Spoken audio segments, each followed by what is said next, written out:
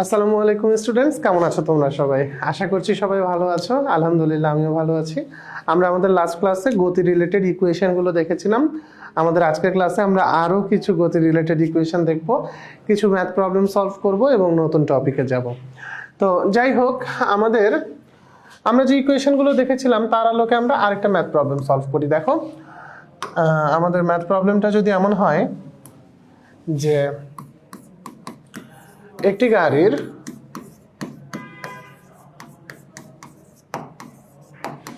আদি বেগ 3 metre per second, গাড়িটি 2 metre per second square সুষম ত্বরণে চলছে। 5 সেকেন্ড পর অতিক্রান্ত মোট দূরত্ব কত? সবাই আপনারা তুলে ফেলেন প্রশ্নটা।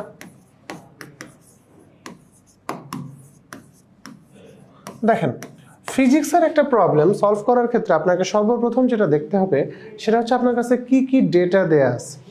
আপনার কাছে কি কি ডেটা দেয়া আছে সেটা দেখে আপনাকে সিদ্ধান্ত নিতে হবে আপনি কোন ইকুয়েশনটা অ্যাপ্লাই করবেন।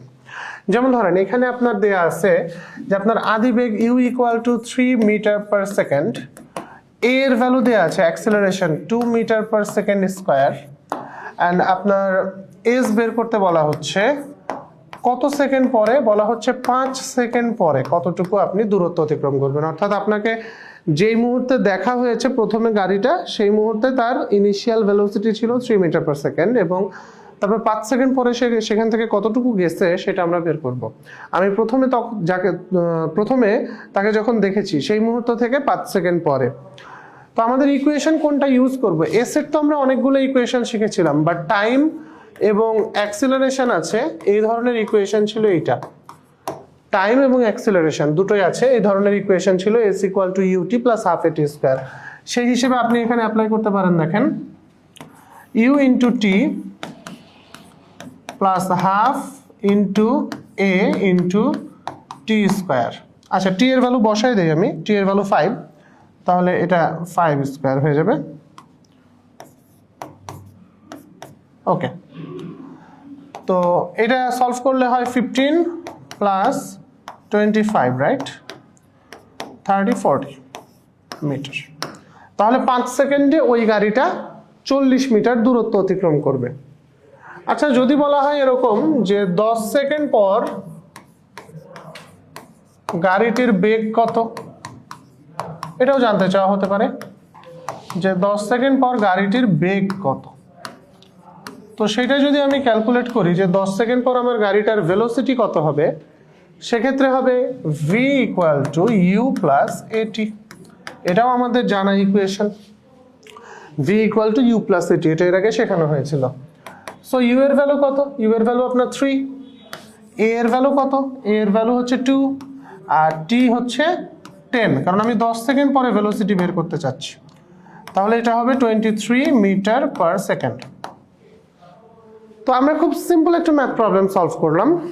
এখন আমাদেরকে একটা ছোট্ট স্লাইটেস্ট পার্থক্য বুঝতে হবে যে দেখেন, আপনাকে যদি আমি জিজ্ঞাসা করি 5 সেকেন্ডে অতিক্রান্ত দূরত্ব কত, সেটা আপনি যে ইকুয়েশন দিয়ে বের করে ফেললেন, 5 সেকেন্ডে আপনি টোটাল কতটুকু যাবেন। মনে রাখবেন, 5 সেকেন্ডে অতিক্রান্ত দূরত্ব আর 5ম সেকেন্ডে অতিক্রান্ত দূরত্ব এই দুইটা জিনিস কিন্তু সেম না। 5 সেকেন্ডে অতিক্রান্ত দূরত্ব মানে আপনি শুরু থেকে 5 সেকেন্ড অবধি টোটাল কতটুকু দূরত্ব অতিক্রম করেছেন। কিন্তু আমি যখন বলবো 5ম সেকেন্ডে অতিক্রান্ত দূরত্ব, এর অর্থ হচ্ছে যে 5 সেকেন্ডে অতিক্রান্ত দূরত্ব থেকে প্রথম 4 সেকেন্ডেরটা বাদ দিয়ে দিলে ওই শেষ 1 সেকেন্ডে, 5 নম্বর সেকেন্ডটাতে, ওই শেষ 1 সেকেন্ডে আপনি যে দূরত্ব অতিক্রম করেছেন সেটা হচ্ছে আপনার 5ম সেকেন্ডে অতিক্রান্ত দূরত্ব। তাহলে সেই হিসেবে আমরা কিন্তু এইখানে ওই t-তম সেকেন্ডে অতিক্রান্ত দূরত্বের একটা সূত্র আনতে পারি। তো চলেন আমরা দেখি যে t-তম সেকেন্ডে অতিক্রান্ত দূরত্বের সূত্রতে আসলে কি করতে হবে। ধরেন এইটা একটা গাড়ি, এই গাড়িটা টি সেকেন্ড পরে এইখানে আসছে। কত সেকেন্ড পরে এখানে আসছে? টি সেকেন্ড পরে এখানে আসছে।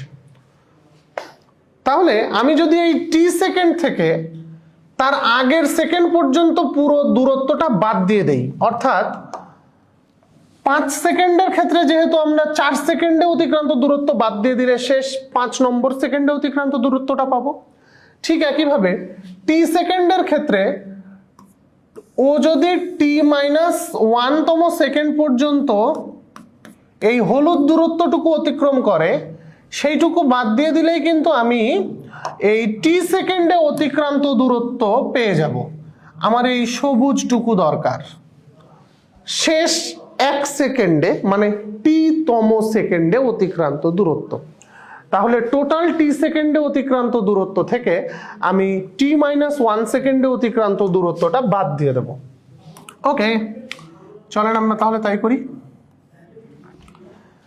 st মানে টি সেকেন্ডে অতিক্রান্ত টোটাল দূরত্ব, অর্থাৎ এই কমলা যে রেখাটা তুমি দেখতে পাচ্ছ সেই পুরোটা, সেইটার ভ্যালু কত হবে? আচ্ছা, আমি এইটাকে কমলা কালার দিয়েই লিখি যেন তোমার বুঝতে সুবিধা হয়।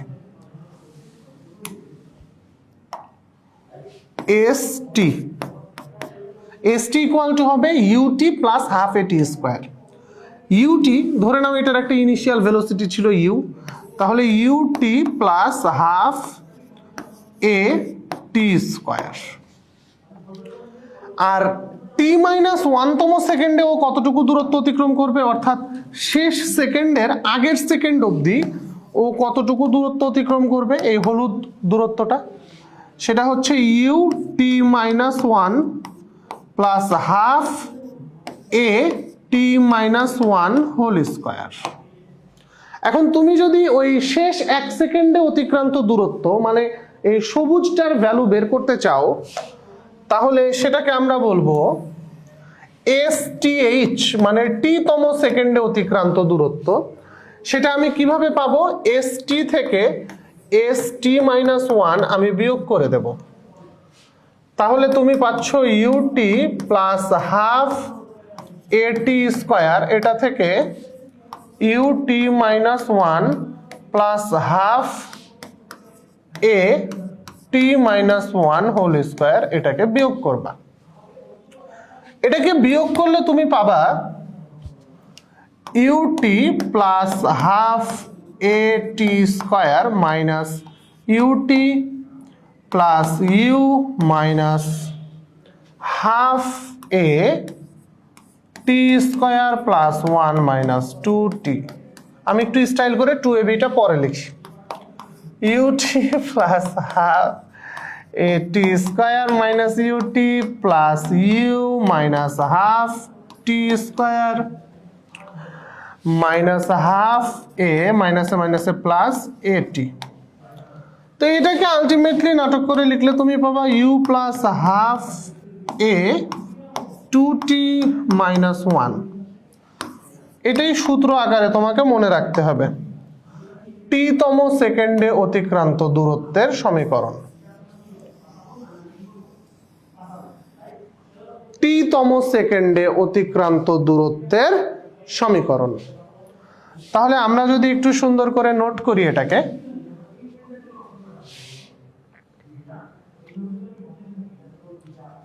সেক্ষেত্রে আমি বলতে পারি যে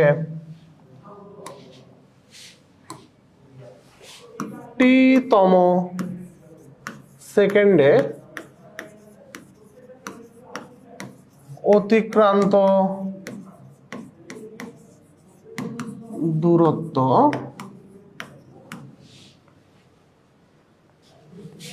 STH equal to u plus half a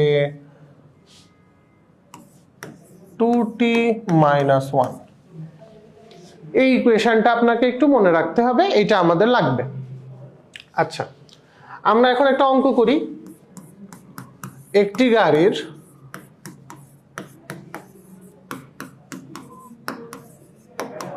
আদিবেগ 3 metre per second এবং ত্বরণ 2 মিটার পার সেকেন্ড স্কয়ার, গাড়িটি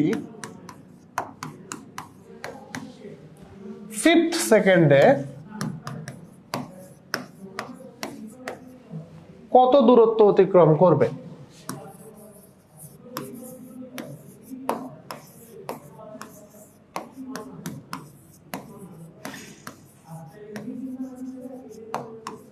ফিফথ সেকেন্ডে আমার গাড়িটা কতটুকু যাবে?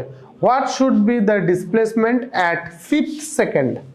ওকে, সেটা যদি আমি বের করতে চাই তাহলে STH equal to u plus half a 2t minus 1. U means 3 plus half a means 2, 2 into 5 minus 1. 5th second, so t equal to 5. হ্যাঁ, সেই হিসাবে 2 2 কাটে, 3 থাকে মাঠে, 3 থাকে, আর হচ্ছে 5 দুগুণে 10 থেকে একবার দিলে থাকে হচ্ছে গিয়ে 9। 9 আর 3 কত হয় রে? 9 10 11 12, 12 মিটার। এই সেম প্রশ্নটা আমরা আগে সলভ করেছিলাম। আমরা বের করেছিলাম 5 সেকেন্ডে অতিক্রান্ত দূরত্ব কত, এবং 5 সেকেন্ডে অতিক্রান্ত দূরত্ব কিন্তু আমরা পেয়েছিলাম হচ্ছে গিয়ে তোমার 40 মিটার। কিন্তু আমি যখন বলতেছি 5ম সেকেন্ডে অতিক্রান্ত দূরত্ব কত, তখন হচ্ছে গিয়ে ওই শেষ 5 নম্বর সেকেন্ডে আর সে কতটুকু গেছে সেটা, এবং সেটার ভ্যালু আসতেছে 12 মিটার। তার মানে প্রথম 4 সেকেন্ডে সে গেছে হচ্ছে গিয়ে তোমার 28 মিটার, আর পরবর্তীটাতে এই 12 মিটার গেছে। আমরা এই সেম অঙ্ক একটু আগে করেছি। তো ব্যাপার হচ্ছে গিয়ে এইটাই প্রসেস আমাদের STH এই ইকুয়েশনটা অ্যাপ্লাই করার। STH এই ইকুয়েশন দিয়ে আমরা আরো সামনে অঙ্ক শিখব।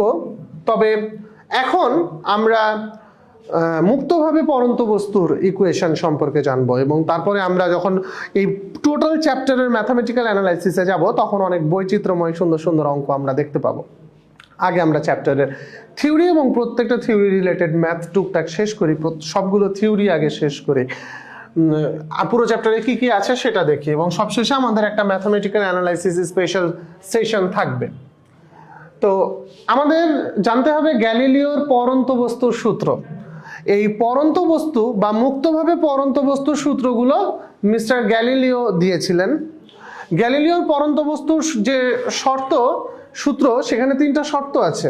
শর্তটা হচ্ছে তুমি কখন একটা বস্তুকে বলবা যে সেটা ফ্রিলি ফল করতেছে বা মুক্তভাবে পড়তেছে। মুক্তভাবে পড়তে গেলে অবশ্যই কোনো আদিবেগ থাকা যাবে না, অর্থাৎ তুমি ওকে নিচের দিকে ভাবে ধাক্কা দিতে পারবা না, জাস্ট ছেড়ে দিতে হবে, অর্থাৎ কোনো আদিবেগ থাকবে না। তারপরে যেটা কথা সেটা হচ্ছে গিয়ে মুক্তভাবে পরন্ত বস্তুর ক্ষেত্রে কোনো বাধাদানকারী বল থাকবে না, অর্থাৎ ও পড়বে, ওকে কেউ উপরের দিকে ধাক্কা দিতে পারবে না, কোনো ফ্রিকশনাল ফোর্স থাকবে না, কোনো বাধাদানকারী বল থাকবে না, এমনকি বাতাসও থাকবে না সেখানে যে কিনা বাধা দিবে। আর আরেকটা বিষয় যেটা, এইখানে ত্বরণ কাজ করবে শুধুমাত্র একটাই, এবং সেটা হচ্ছে অভিকর্ষ ত্বরণ, যেটা হচ্ছে গিয়ে পিচিজি, মানে হচ্ছে গিয়ে ছোট হাতের জি 9.8 যেটার ভ্যালু।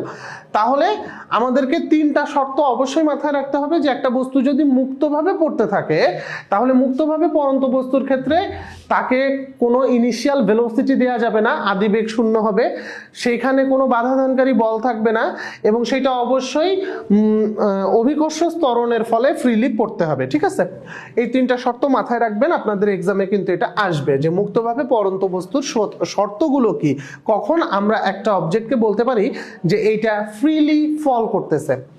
তো তারপরে আমরা যেটা স্টাডি করব সেটা হচ্ছে গ্যালিলিও সাহেব 3টা সূত্র দিছিলেন। গ্যালিলিও সাহেবের 3টা সূত্রের ভিতরে এইটা হচ্ছে প্রথম সূত্র। প্রথম সূত্রের ক্ষেত্রে উনি বলতেছেন যে একটা নির্দিষ্ট হাইট থেকে মুক্তভাবে পরন্ত সকল বস্তু সমান সময়ে সমান দূরত্ব অতিক্রম করবে। শোনেন, একটা জিনিস মনে রাখবেন, আমরা যখন মুক্তভাবে পরন্ত বস্তু নিয়ে স্টাডি করি তখন আমরা এই হাইট বা ডিসপ্লেসমেন্ট যেটা সেটা মাপি উপর থেকে নিচের দিকে। এই জিনিসটা অবশ্যই অবশ্যই খাতায় সুন্দর করে নোট করেন যে মুক্তভাবে পরন্ত বস্তুর ক্ষেত্রে যে হাইট মাপা হয় সেটা মাপা হয় উপর থেকে নিচের দিকে।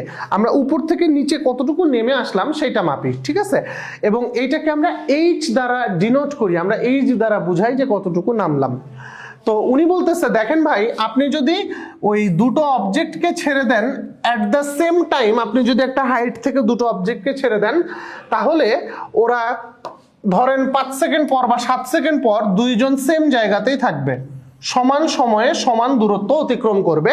এই ধরেন এইচ পরিমাণ নিচে নেমে আসলো, দুইজনই এইচ পরিমাণ নামবে। দুইজন যদি টি পরিমাণ সময় পায়, দুইজন যদি 5 সেকেন্ড টাইম পায়, দুইজনই নিচে যতটুকু নামার সমান সমান পরিমাণ নামবে। এইটা হচ্ছে গিয়ে আপনার গ্যালিলিওর প্রথম সূত্র।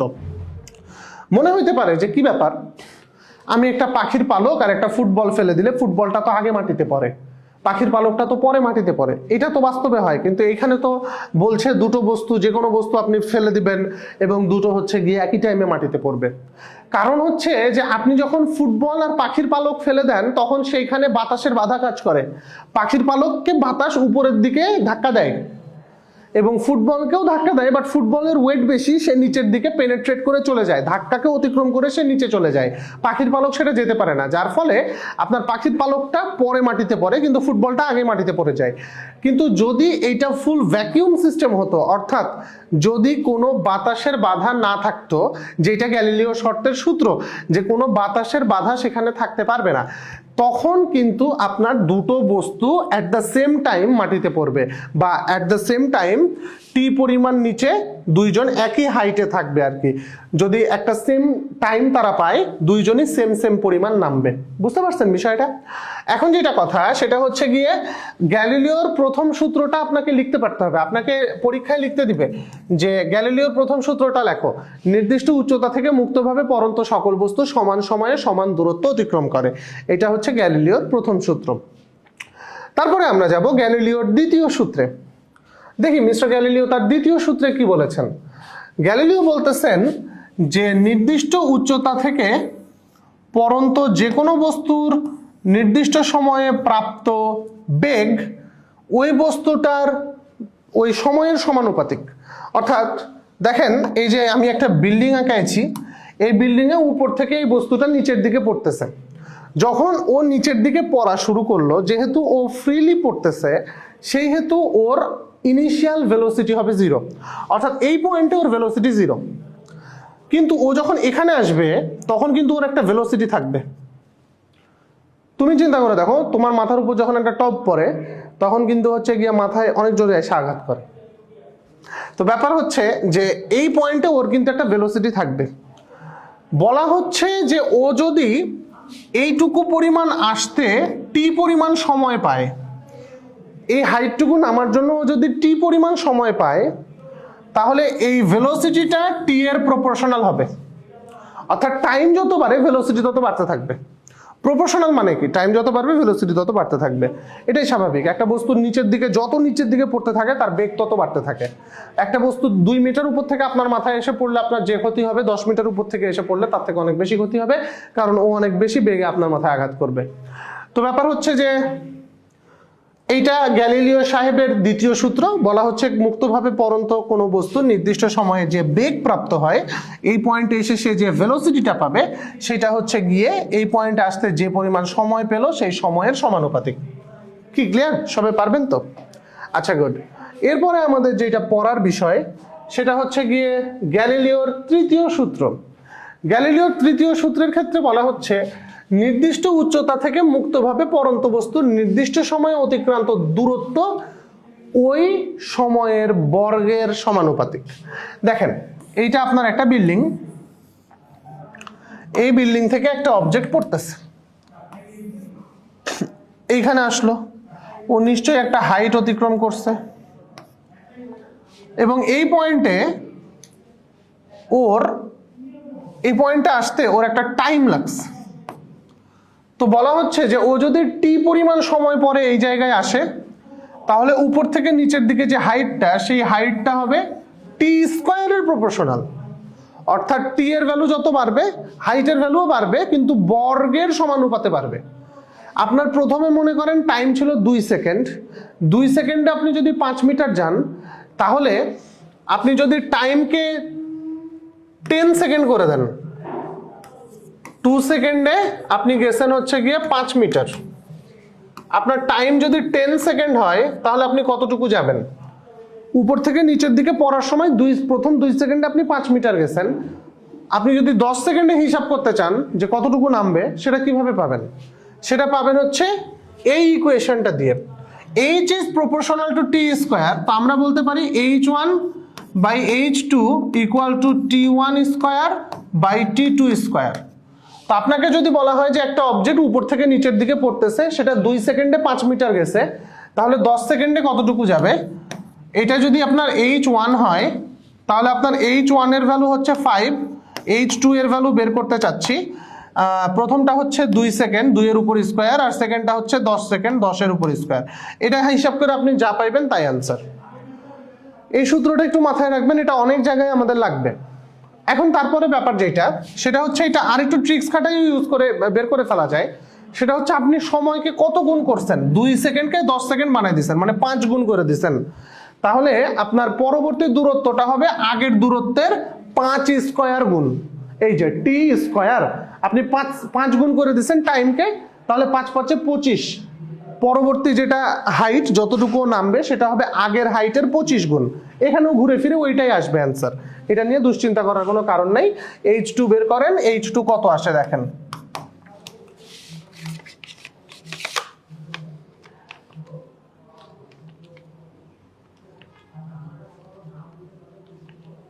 (125 মিটার। এবং চিন্তা করে দেখেন এই h2টা আপনার h1 এর 25 গুণই আসছে, অর্থাৎ আপনি টাইমকে যত গুণ বাড়াইবেন আপনার যে হাইটটা যতটুকু নামবে সেটা তার স্কয়ারের তত গুণ হবে। 5 গুণ করছেন টাইমকে, আপনার হাইট হয়ে গেছে 25 গুণ। এটা একটু মুখস্থ রাখবেন, মনে রাখবেন, বিশেষ করে এই সূত্রটা, যেটা কিনা গ্যালিলিওর তৃতীয় সূত্র থেকে এসেছে। আমরা এখন যে বিষয়টা স্টাডি করব সেটা হচ্ছে গিয়ে গ্যালিলিওর তৃতীয় সূত্র, প্রথম সূত্র, দ্বিতীয় সূত্র তো আমরা শিখলাম। এখন মুক্তভাবে পড়ন্ত বস্তুর সূত্র আর সরলরৈখিক যে গাড়ির বা সরলরৈখিক গতির যে সূত্রগুলো আমরা আগে শিখে এসেছি সেগুলোর মধ্যে সম্পর্ক, অর্থাৎ সমতলে কোনো বস্তুর সরলরৈখিক বস্তু কণার গতি আর মুক্তভাবে পড়ন্ত বস্তুর গতি, এই দুইটার ভিতর আমরা তুলনামূলক আলোচনা দেখব। তো দেখেন, সমতলে বস্তু কণার গতি,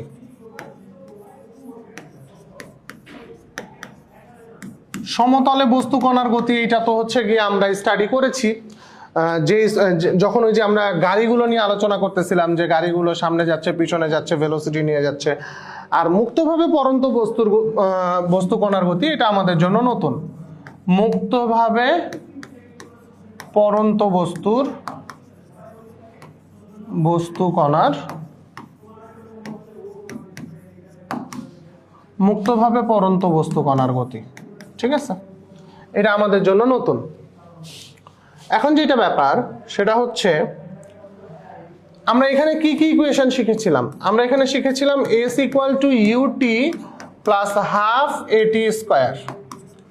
আমরা এখানে শিখেছিলাম v equal to u plus at। আমরা এখানে শিখেছিলাম v square equal to u square plus 2as। মুক্তভাবে পড়ন্ত বস্তুর ক্ষেত্রে মনে রাখবেন আপনার চেঞ্জ কোথায় কোথায় আসবে। সর্বপ্রথম কথা, s হয়ে যাবে h, কারণ এখন আমরা ওই ভার্টিক্যাল হাইট মাপতেছি, উপর থেকে কতটুকু নিচে পড়লো। আপনার a হয়ে যাবে g, কারণ আপনাকে বলেই দেওয়া হয়েছিল যে আপনার মুক্তভাবে পড়ন্ত বস্তু মানেই হচ্ছে গিয়ে গ্র্যাভিটেশনাল অ্যাক্সেলারেশন থাকবে, অন্য কোনো অ্যাক্সেলারেশন থাকবে না। তারপরে দেখেন আপনার u হয়ে যাবে 0। এই ট্রিক্সটা ফলো করে আপনি এখান থেকে এই ইকুয়েশন নিয়ে আসতে পারবেন। মুক্তভাবে পড়ন্ত বস্তু কণার ডিসপ্লেসমেন্ট মানে হাইট কতটুকু নিচে নামলো সেটার ইকুয়েশন হবে হাফ gt স্কয়ার। চিন্তা করে দেখেন, আপনি s এর জায়গায় h বসাইছি, u এর জায়গায় 0 বসান, আর a এর জায়গায় g বসান, এটা চলে আসে। আবার দেখেন 2 নম্বর equation, v equal to u এর ভ্যালু 0 বসান, gt হয়ে যাবে। a এর জায়গায় g বসাইলে v ইকুয়াল টু gt হয়ে যাবে আপনার। আর 3 নম্বরটাতে হয়ে যাবে v square equal to 2gh, কারণ u 0 আর s এর জায়গায় h, a এর জায়গায় g। এভাবে আপনি জাস্ট মনে রাখতে পারেন মুক্তভাবে পরন্ত বস্তু কণার গতি, তারপর হচ্ছে গিয়ে সমতলে বস্তু কণার গতি, এই দুইটার ভিতর একটা সম্পর্ক আমি দেখানোর চেষ্টা করলাম। তো আমাদের আজকের ক্লাসের থিওরিটিক্যাল পড়াশোনা এতটুকুই। আমরা এখন একটা অঙ্ক করব। আমরা যদি একটা অঙ্ক করি, দেখেন আমরা অঙ্ক দেখি। 30 মিটার উঁচু একটি বিল্ডিং থেকে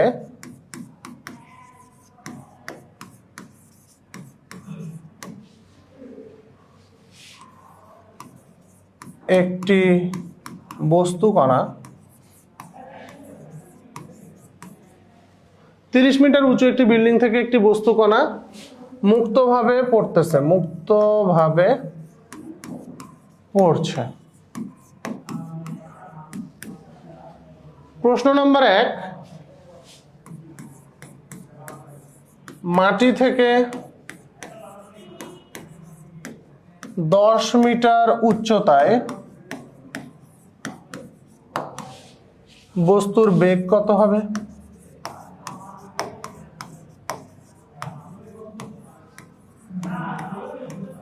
প্রশ্ন নম্বর 2, মাটি থেকে 15 মিটার উচ্চতায় বস্তুর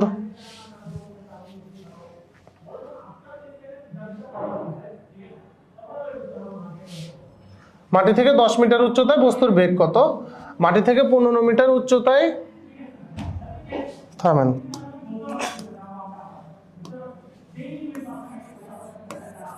বস্তুর বেগ কত? অর্থাৎ প্রথমটা আমি করে দেব, দ্বিতীয়টা আপনারা করবেন। তারপরে যেটা বিষয়,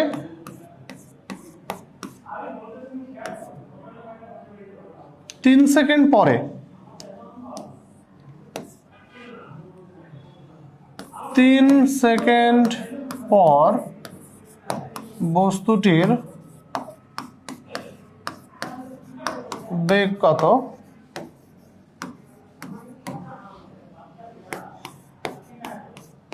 1.5 সেকেন্ড পর অবস্থান কোথায়?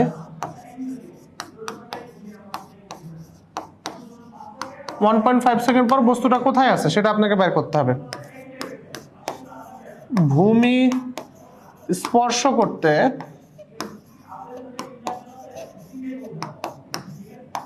কত সময় লাগবে?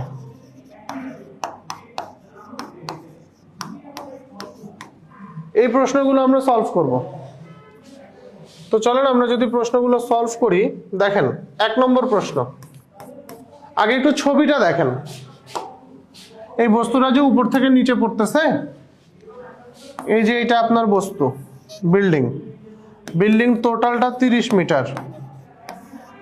তো যখন বলা হচ্ছে মাটি থেকে 10 মিটার উঁচুতে, তার মানে আপনি আছেন এখানে, তাহলে এই হাইটটুকু কত? এটা হচ্ছে 20 মিটার। আমি আপনাকে প্রথমেই বলেছি যে আপনি যখন মাটি থেকে 10 মিটার উপরে থাকবেন, উপর থেকে 20 মিটার নিচে থাকবেন, এবং আপনি যখন মুক্তভাবে পরন্ত বস্তুর কথা চিন্তা করবেন, তখন অবশ্যই উপর থেকে কতটুকু নেমে এসেছেন সেটাকে এইচ হিসেবে কাউন্ট করতে হবে, কারণ এখানে হাইট মাপা হয় উপর থেকে নিচের দিকে। ঠিক আছে? তো দেখেন আপনার 1 নম্বর ইকুয়েশনটা যদি আমি সলভ করি, 1 নম্বর প্রবলেমটা যদি আমি সলভ করি, মাটি থেকে 10 মিটার উচ্চতায়, মানে ওর এইচ এর ভ্যালু কিন্তু 20, এটা বুঝতে হবে আপনাকে। মাটি থেকে 10 মিটার উঁচুতে, বাট উপর থেকে কতটুকু? 20 মিটার। ভালো কথা। বস্তুর বেগ কত? v square equal to 2gh, এটা একটু আগে শেখানো হয়েছে। তাহলে v equal to root 2gh, root over 2 into 9.8 into 20। এইটার ভ্যালু কত? এইটার ভ্যালু হচ্ছে গিয়ে আপনার রুট ওভার 2 ইন্টু 9.8 ইন্টু 20, এটার ভ্যালু আসে 14√2 মিটার পার সেকেন্ড। এটাই হচ্ছে গিয়ে ভেলোসিটির ভ্যালু। তারপরে বলা হচ্ছে 3 সেকেন্ড পরে বস্তুটির বেগ কত? 3 সেকেন্ড পরে বস্তুটির বেগ আপনি যদি বাইর করতে চান, তাহলে v equal to u plus at apply করেন। ইউ তো না, v equal to gt apply করবেন। এখানে তো আপনার ইউ এর ভ্যালু 0, আর এটা ফ্রিলি ফলিং, তাহলে v equal to gt apply করেন। জি এর ভ্যালু 9.8, 3 সেকেন্ড পর ভেলোসিটি মানে 3 দিয়ে গুণ, এটা একদম এক লাইনেই হয়ে যায়, এটা আসে 29.4 মিটার পার সেকেন্ড। ভালো কথা। তারপরে বলা হচ্ছে 1.5 সেকেন্ড পর অবস্থান কোথায়, অবস্থান কোথায় মানে বস্তুটা কোথায় আছে 1.5 সেকেন্ড পর, সেটা আপনাকে বের করতে হবে। দেখেন আমরা শিখেছি যে h equal to half GT square, উপর থেকে নিচের দিকে কতটুকু নেমে এসেছে সেটা হচ্ছে h, এবং আমরা শিখেছি h equal to half GT square. সেই ফর্মুলা আপনি যদি অ্যাপ্লাই করেন 0.5 ইন্টু 9.8 ইন্টু 1.5 হোল স্কোয়ার, 1.5 কেন, কারণ আমাকে 1.5 সেকেন্ড পরে কতটুকু সেটা জানতে চাওয়া হচ্ছে।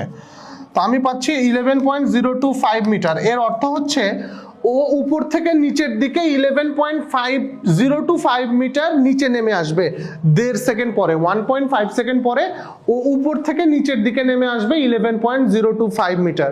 তাহলে মাটি থেকে হাইট কত, 30 থেকে বাদ দিয়ে দিবেন, আপনার টোটালটা 30 মিটার, তাহলে টোটাল 30 থেকে আপনি যদি এটা বাদ দেন তাহলে আসবে 18.975 মিটার, অর্থাৎ মাটি থেকে ও 18.975 মিটার উঁচুতে থাকবে এই 1.5 সেকেন্ড পরে। তারপরে দেখেন 5 নম্বর প্রশ্ন, ভূমি স্পর্শ করতে কত সময় লাগবে।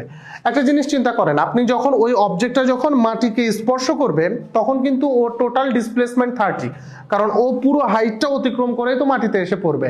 সেক্ষেত্রে আপনার ইকুয়েশন হবে h equal to half GT square. এটাকে একটু নাটক করে লিখলে আপনি লিখতে পারেন, দেখেন t equal to 2h by g, এটার রুট। এই ফর্মুলা অ্যাপ্লাই করে আপনি টাইমটা বের করে ফেলেন, কতটুকু টাইম লাগবে, রুট ওভার দোতলা করেন ক্যালকুলেটারে 2 ইন্টু h, h এর value 30 over 9.8 and this will be 2.47 second, 2.47 second. এবং আমাদের অঙ্ক এবং ক্লাস দুটোই শেষ হলো। ভালো থাকেন, সুস্থ থাকেন, আসসালামু আলাইকুম।